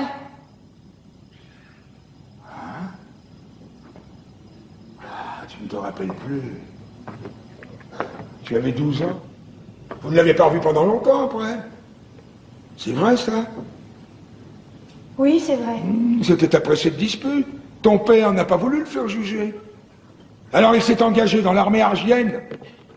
Et dès qu'il a été chez les Argiens, la chasse à l'homme a commencé contre ton père, contre ce vieil homme qui ne se décidait pas à mourir, à lâcher son royaume. Les attentats se succédaient, et les tueurs que nous prenions finissaient toujours par avouer qu'ils avaient reçu de l'argent de lui, mais pas seulement de lui d'ailleurs, car c'est cela que je veux que tu saches, les coulisses de ce drame, où toi tu brûles de jouer un rôle, hein, la cuisine. Hier, j'ai fait faire des funérailles grandioses à Éthéocle. Éthéocle est un héros et un saint maintenant pour Thèbes. Tout le peuple était là. Les enfants des écoles ont donné tous les sous de leur tirelire pour la couronne. Des vieillards, faussement émus, ont magnifié avec des trémolos dans la voix le bon frère, le fils d'Édipe, le prince royal.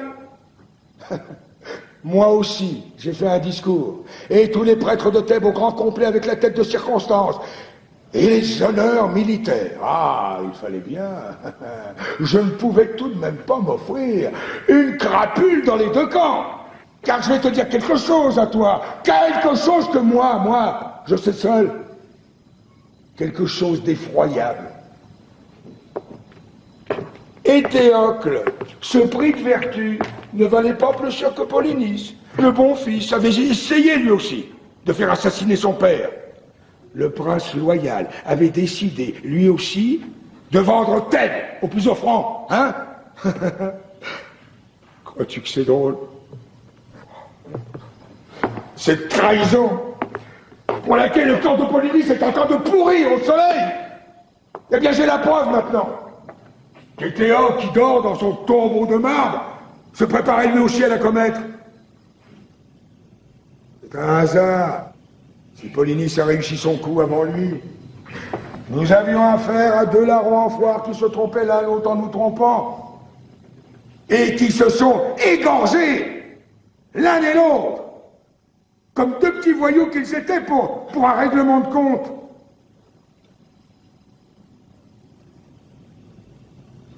Seulement,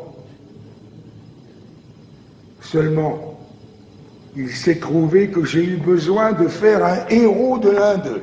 Alors j'ai fait rechercher leurs cadavres, au milieu des autres, et on les a retrouvés, embrassés, pour la première fois de leur vie sans doute. Ils s'étaient embrochés mutuellement, et puis la charge de la cavalerie argienne leur avait passé dessus. Ils étaient en bouillie, Antigone, méconnaissables. J'ai fait ramasser un décor, le moins abîmé des deux, pour mes funérailles nationales, et j'ai donné l'ordre de laisser pourrir l'autre où il était. Je ne sais plus lequel. Je t'assure, ça m'est bien égal.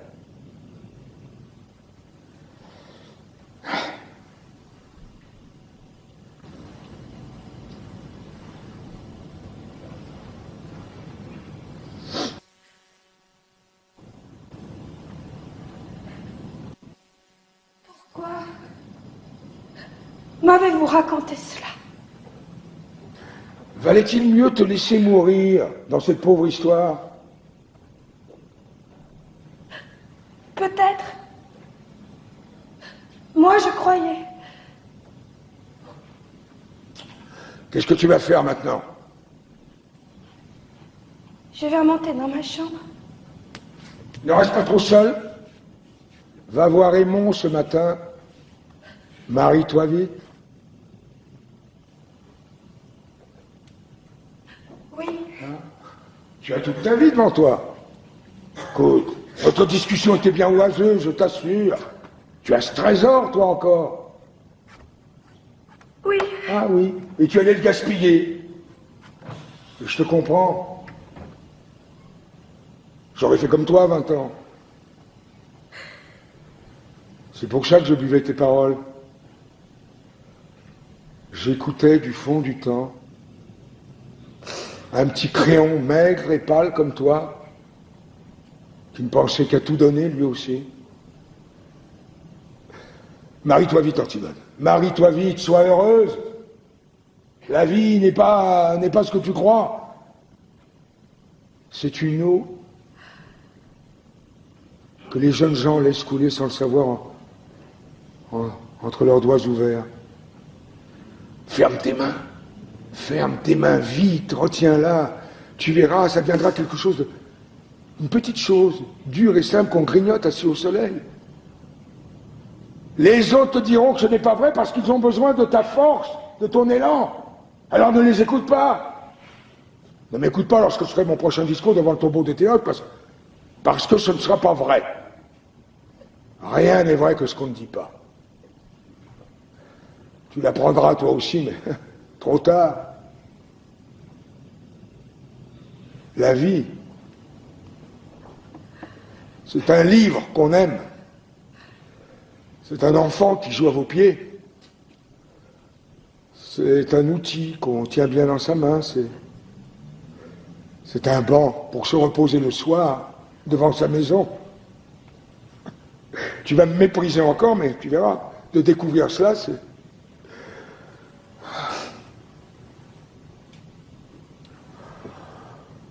la consolation dérisoire de vieillir. Parce que la vie, ce n'est peut-être tout de même que le bonheur.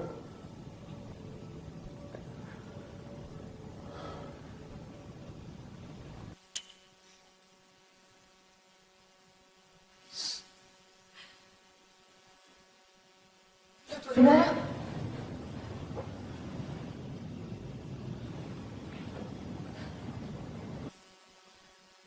Pauvre mot, hein. Et quel sera-t-il, mon bonheur?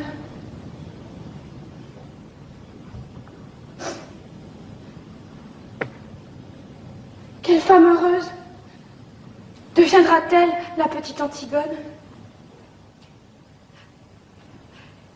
Quelle pauvreté faudra-t-il qu'elle fasse, elle aussi, jour par jour, pour arracher avec ses dents son petit lambeau de bonheur? Dites, à qui devra-t-elle mentir? À qui sourire? À qui se vendre? Qui devra-t-elle laisser mourir en détournant le regard? Mais tu es folle! Tais-toi! Non, je ne me tairai pas! Je veux savoir comment je m'y prendrai, moi aussi, pour être heureuse. Et tout de suite, puisque c'est tout de suite qu'il faut choisir. Vous dites que c'est si beau, la vie. Je veux savoir comment je m'y prendrai pour vivre. Tu aimes Aymon! Oui, j'aime Aymon. J'aime un aimant dur et jeune. Un aimant exigeant et fidèle comme moi. Mais si votre vie, votre bonheur, doivent passer sur lui avec leur usure, si aimant ne doit plus pâlir quand je pâlis, s'il ne doit plus me croire morte quand je suis en retard de 5 minutes, s'il ne doit plus se sentir seul au monde et me détester quand je ris sans qu'il sache pourquoi, s'il doit devenir près de moi le monsieur aimant, s'il doit apprendre à dire oui lui aussi, alors je n'ai plus aimant. Tu ne sais plus ce que tu dis. Tais-toi. Oh, si je sais ce que je dis. Seulement c'est vous qui ne m'entendez plus. Je vous parle de trop loin maintenant. D'un royaume où vous ne pouvez plus entrer avec vos rides, votre sagesse, votre ventre. Je ris, Créon. Parce que je te vois, à 15 ans tout d'un coup, et c'est le même air d'impuissance et de croire qu'on peut tout. La vie t'a seulement rajouté ces petits plis sur le visage et cette graisse autour de toi. Non, mais écoute, tu vas te taire à la fin. Mais pourquoi veux-tu me faire taire? Parce que tu sais que j'ai raison? Tu crois que je ne le vois pas dans tes yeux que tu le sais? Tu sais que j'ai raison. Mais tu ne l'avoueras jamais parce que tu es en train de défendre ton bonheur en ce moment, comme un os. Oui, le tien, et le mien. Imbécile. Vous me dégoûtez tous avec votre bonheur. Avec votre vie qu'il faut aimer coûte que coûte. On dirait des chiens qui lèchent tout ce qu'ils trouvent. Et cette petite chance pour tous les jours, si on n'est pas trop exigeant. Mais moi, je veux tout. Et tout de suite. Et que ce soit entier, ou alors je refuse. Je ne veux pas être modeste, moi, et me contenter d'un petit morceau si j'ai été bien sage. Je veux être sûre de tout, aujourd'hui. Et que ce soit aussi beau que quand j'étais petite, ou mourir. Voilà, tu commences. Commence comme ton père. Comme mon père. Comme mon père, oui. Nous sommes de ceux qui posent les questions jusqu'au bout.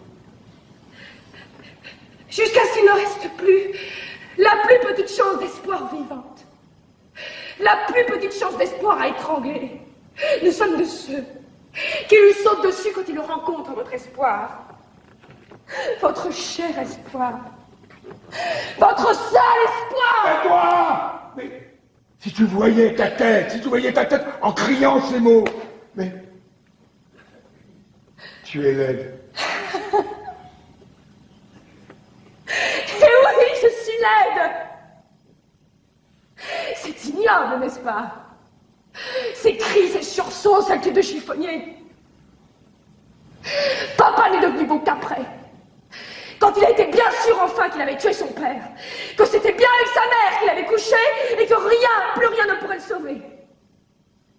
Alors il s'est calmé tout d'un coup. Il a eu comme un sourire et il est devenu beau, c'était fini. Il n'a plus qu'à fermer les yeux pour ne plus vous voir. À vos têtes. Vos pauvres têtes de candidats au bonheur. Mais c'est vous qui êtes laids. Même les plus beaux. Vous avez tous quelque chose de laid au coin de l'œil ou de la bouche. Tu l'as bien dit tout à l'heure, Créon, la cuisine. Vous avez des têtes de cuisiniers. Je t'ordonne de te taire maintenant, tu entends? Tu m'ordonnes, cuisinier, mais tu crois que tu peux m'ordonner quelque chose? L'antichambre est pleine de monde. Tu veux donc te perdre? On va t'entendre. Eh bien, ouvre les portes, justement, il faut m'entendre. Mais pas en Dieu. Tu vas te taire à la fin. Allons vite, cuisinier, appelle tes gardes. Qu'est-ce que tu veux, toi aussi? Antigone, Antigone, tu vois, je viens. J'ai du courage. J'irai maintenant avec toi. Où iras-tu avec moi? Si vous la faites mourir, il faudra me faire mourir avec elle. Ah non! Pas toi, c'est moi seule. Mais je ne veux pas vivre si tu meurs. Je ne veux pas rester ici sans toi. Tu as choisi la vie. Et moi la mort, laisse-moi maintenant avec tes jérémiades. Il fallait y aller. À quatre pattes dans la nuit. Il fallait aller gratter la terre avec tes ongles pendant qu'ils étaient tout près. Et te faire empoigner par eux comme une voleuse. Je serai demain.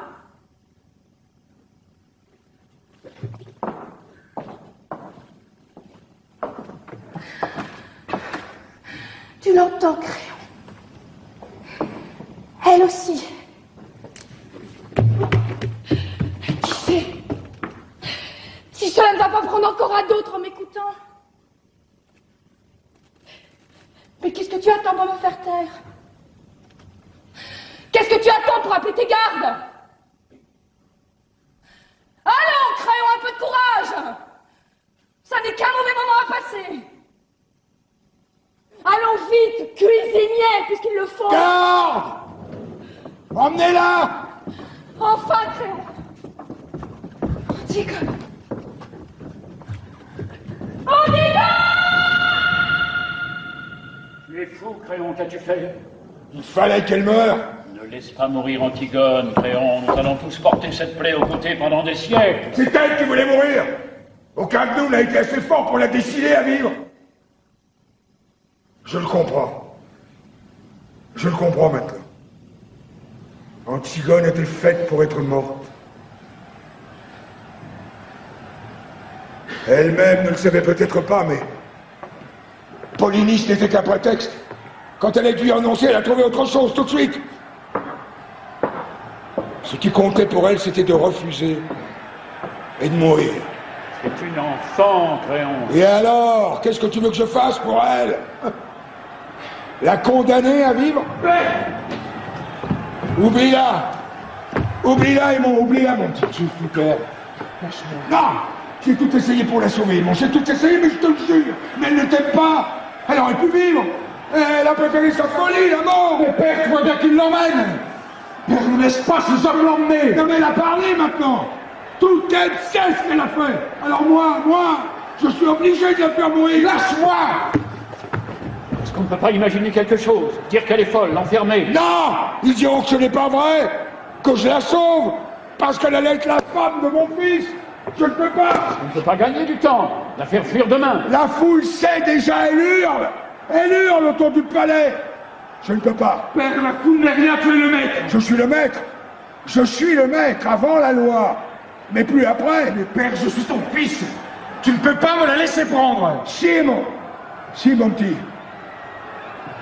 Antigone ne peut plus vivre. Antigone nous a déjà quittés tous. Crois-tu que je pourrais vivre moi sans elle? Crois-tu que je l'accepterais, votre vie? Et tous les jours, depuis le matin jusqu'au soir sans elle? Et votre vie, votre agitation, votre bavardage sans elle? Il faudra bien que tu acceptes, Aimon. Parce que chacun de nous, un jour plus ou moins triste, plus ou moins lointain, où il doit enfin accepter d'être un homme. Alors pour toi, c'est aujourd'hui. Et te voilà là, avec ces larmes au bord de tes yeux. Ton cœur qui te fait mal. Mon petit garçon, pour la dernière fois. Quand tu te seras détourné, quand tu auras franchi ce seuil tout à l'heure, tout sera fini. C'est déjà fini. Ne me juge pas, Aimon. Ah non, pas toi. Ne me juge pas. Toi aussi. Cette grande force et ce courage, ce Dieu Jean qui m'enlevait dans ses bras pour me sauver des monstres et des ombres, c'était toi? Cette odeur défendue et ce bon pain du soir sous la lampe, quand tu me montrais des livres dans ton bureau, c'était toi, tu crois? Oui, Aimon. Tous ces soins, tout cet orgueil, tous ces livres pleins de héros, c'était donc pour en arriver là? Être un homme, comme tu dis, est trop heureux de vivre? Oui, Aimon. Père, ce n'est pas vrai. Ce n'est pas toi.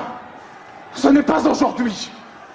Nous ne sommes pas tous les deux au pied de ce mur où il faut seulement dire oui.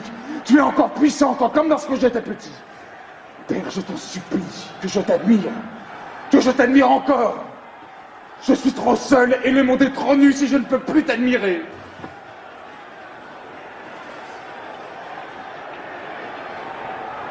On est tout seul, Aimant. Le monde est nu. Tu m'as admiré trop longtemps. Regarde-moi. Regarde-moi! C'est ça devenir un homme! Voir le visage de son père en face, une fois. Antigone! Antigone, au secours! Il est sorti comme un fou.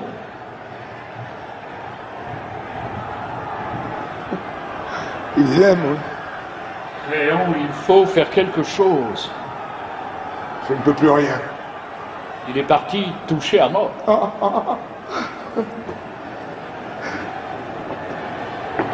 Nous sommes tous touchés à mort.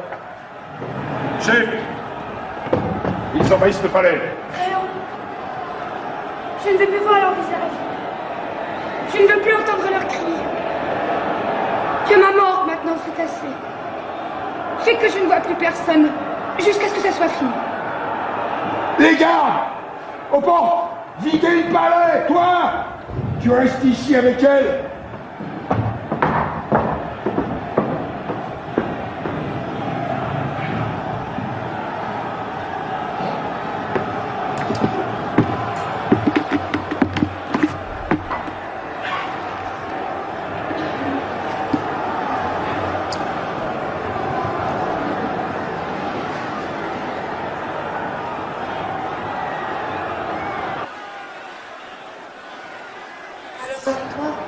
Qui, moi? Mon dernier visage d'homme. Faut croire.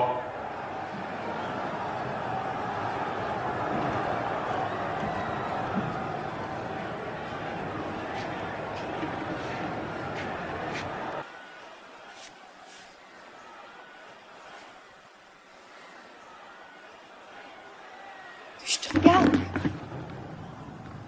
Ça va? C'est toi qui m'as arrêté tout à l'heure. Oui, c'est moi. Qui m'a fait mal. Tu n'avais pas besoin de me faire mal. Est-ce que j'avais l'air de vouloir me sauver? Allez, pas d'histoire. Si ce n'était pas vous, c'était moi qui y passais. Tu as quel âge? 39 ans. Tu as des enfants? Oui. 2. Tu les aimes? Ça ne vous regarde pas? Il y a longtemps que vous êtes garde?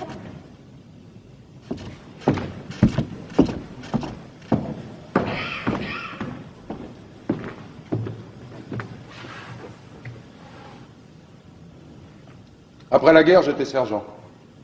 J'ai engagé. Il faut être sergent pour être garde? En principe, oui. Sergent ou avoir suivi le peloton spécial. Devenu garde, le sergent perd son grade. Un exemple. Je rencontre une recrue de l'armée. Elle peut ne pas me saluer. Ah oui? Oui. Remarquez que généralement elle le fait. La recrue sait que le garde est un gradé. Question solde, on a la solde ordinaire du garde, comme ceux du peloton spécial. Et pendant 6 mois, à titre de gratification, un rappel de supplément de la solde de sergent. Seulement, comme garde, on a d'autres avantages. Logement, chauffage, allocation. Finalement, le garde marié avec 2 enfants arrive à se faire plus que le sergent. Ah oui? Oui. C'est ce qui vous explique la rivalité entre le garde et le sergent. Vous avez peut-être pu remarquer que le sergent affecte de mépriser le garde. Leur grand argument, c'est l'avancement. D'un sens, c'est juste. L'avancement du garde est plus lent et plus difficile que dans l'armée. Mais vous ne devez pas oublier qu'un brigadier des gardes, c'est autre chose qu'un sergent-chef. Écoute, Oui.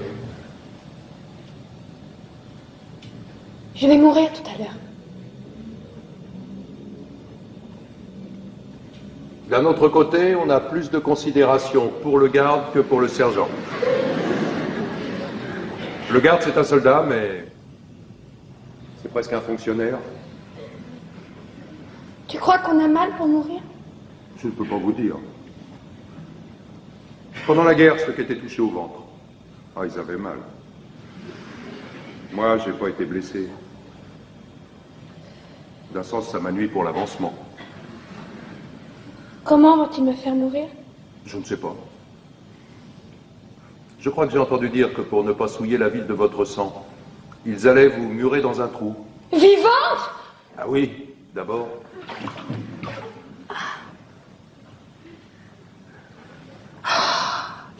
Oh, tombeau.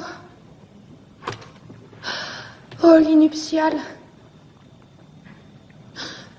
Oh, ma demeure souterraine.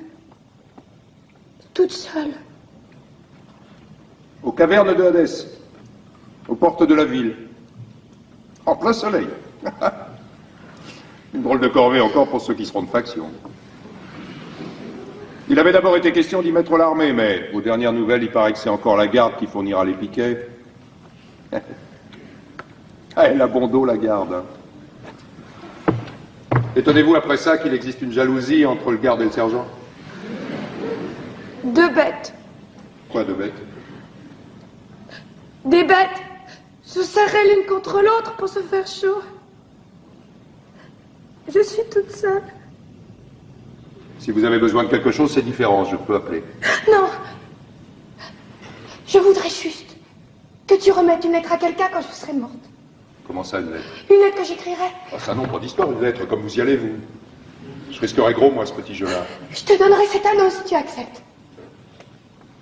C'est de l'or? Oui, c'est de l'or. Vous comprenez, moi, si on me fouille, c'est le conseil de guerre. Ça vous est égal. Ce que je peux, si vous voulez, c'est écrire sur mon carnet ce que vous auriez voulu dire. Après, j'arracherai la page. Mon écriture, c'est pas pareil. Ton écriture? C'est trop laid, tout cela. Tout est trop laid. Vous savez, si vous ne voulez pas, moi... Si! Garde la bague et écris, mais fais vite, j'ai peur que nous n'ayons plus le temps. Écris. Mon chéri. C'est pour votre bon ami. Mon chéri. J'ai voulu mourir. Et tu ne vas peut-être plus m'aimer. Mon chéri, j'ai voulu mourir et tu ne vas peut-être plus m'aimer. Et Créon avait raison. C'est terrible. Maintenant, à côté de cet homme,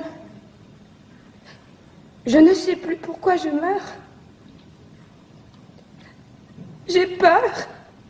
Et Créon avait raison. Oh non, notre petit garçon. Je le comprends seulement maintenant combien c'était simple de vivre. Dites, vous allez trop vite, comment voulez-vous que j'écrive? Il faut le temps tout de même.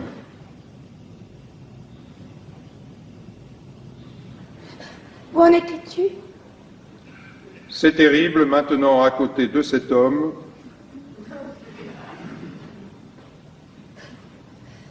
Je ne sais plus pourquoi je meurs.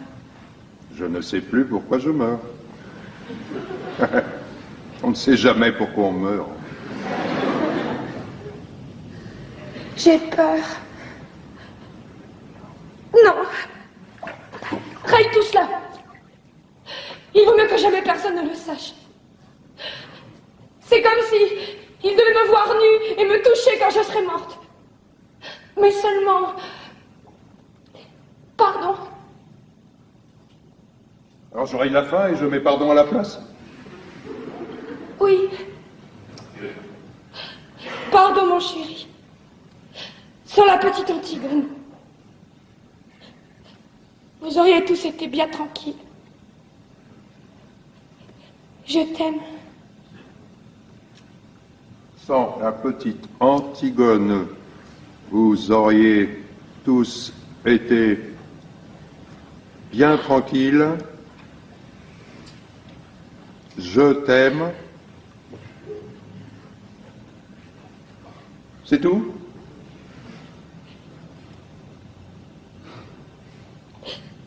Oui, c'est tout. C'est une drôle de lettre. Oui, c'est une drôle de lettre. Et c'est à qui qu'elle est adressée? Allez. Pas d'histoire.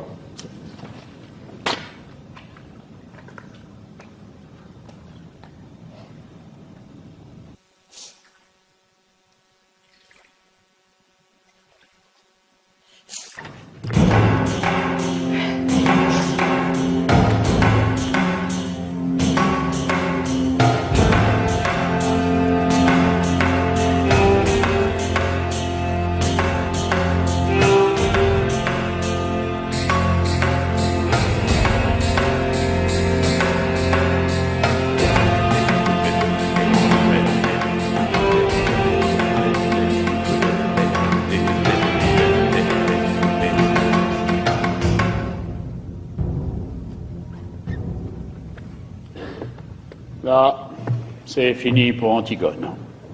Maintenant, le tour de Créon approche.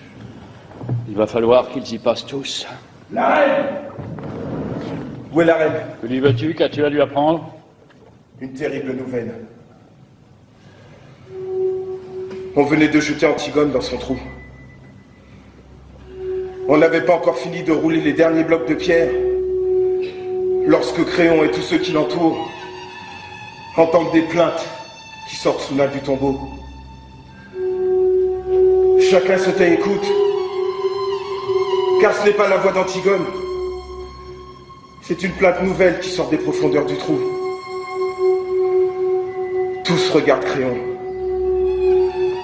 Et lui qui a deviné le premier, lui qui sait, déjà avant tous les autres, hurle soudain comme un fou. Enlevez les pierres! Enlevez les pierres!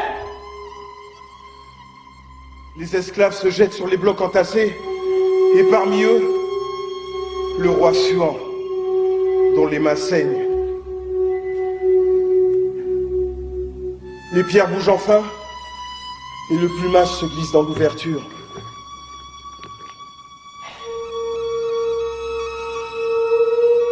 Antigone est au fond de la tombe, pendue au fil de sa ceinture.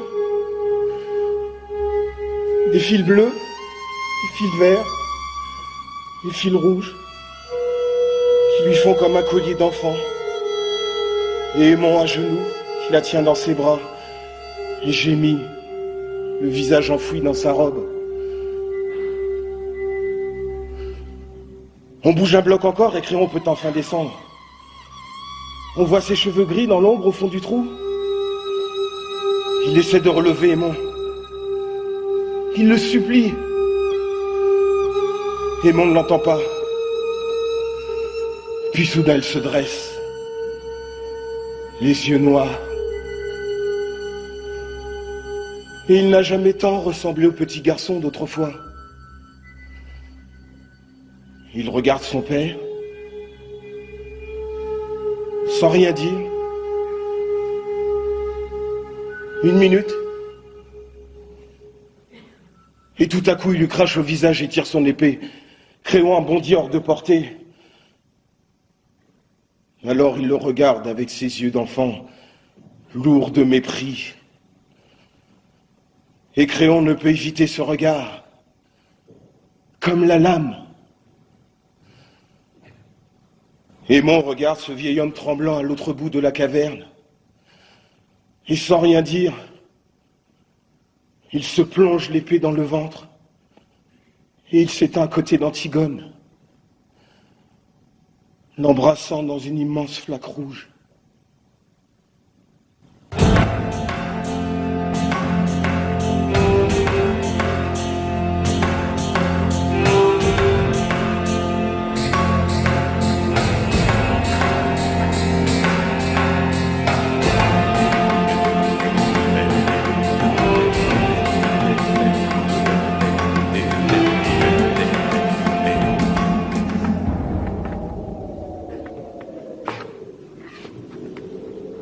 Je les ai fait coucher l'un près de l'autre. Enfin. Ils sont lavés maintenant, reposés. Ils sont seulement un peu pâles, mais si calmes. Deux amants, au lendemain de la première nuit. Ils ont fini.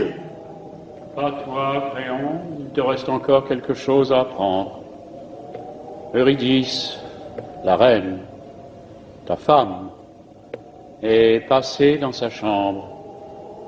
Sa chambre à l'odeur de lavande, aux petits napperons brodés et aux cadres de peluche, pour s'y couper la gorge.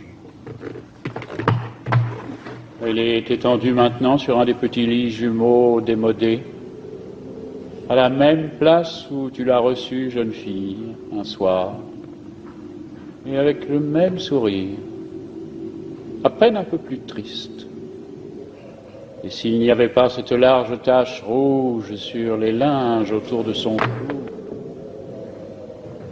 on pourrait croire qu'elle dort.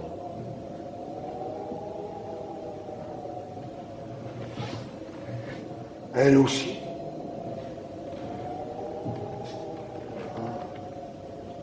Ils dorment tous. C'est bien. La journée a été rude. Ça doit être bon de dormir. Oui, mais tu es tout seul maintenant, Créon. Oui, tout seul.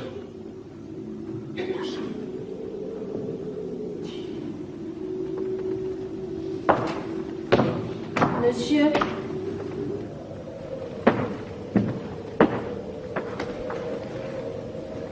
Je vais te dire à toi. Ils ne savent pas les autres. On est là, devant l'ouvrage. On peut tout de même pas se croiser les bras.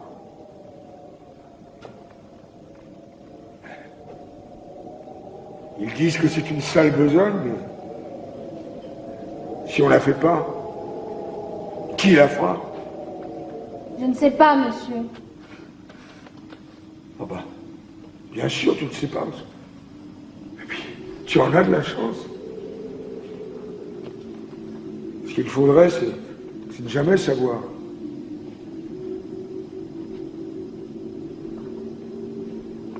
Il te tarde d'être grand, toi. Oh oui, monsieur.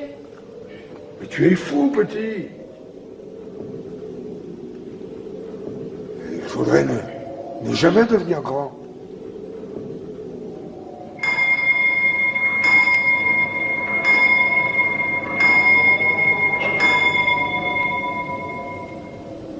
« 5 heures.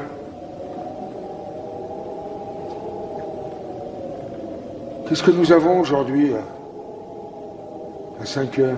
Conseil, monsieur. Un conseil?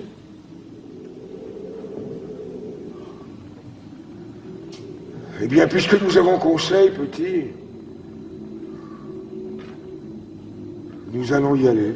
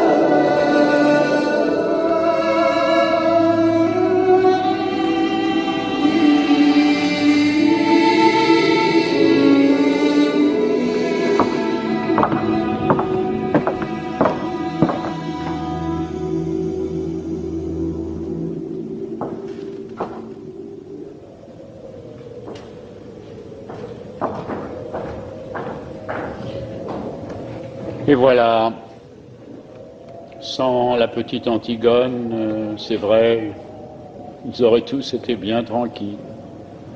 Mais maintenant c'est fini. Ils sont tout de même tranquilles. Tous ceux qui avaient à mourir sont morts. Ceux qui croyaient une chose, et puis ceux qui croyaient le contraire, et même ceux qui ne croyaient rien, et qui se sont trouvés pris dans l'histoire sans y rien comprendre. Morts, pareils, tous, bien raides, bien inutiles, bien pourris.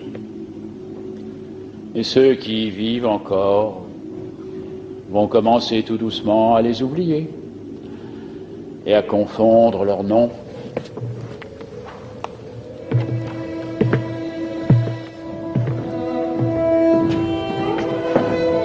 C'est fini.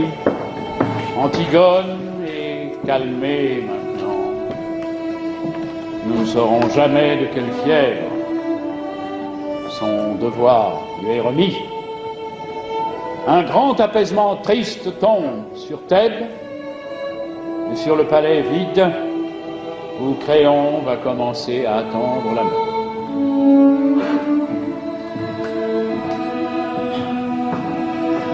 Il ne reste plus que les gardes. Eux, ça leur est égal. c'est pas leurs oignons. Ils continuent à jouer.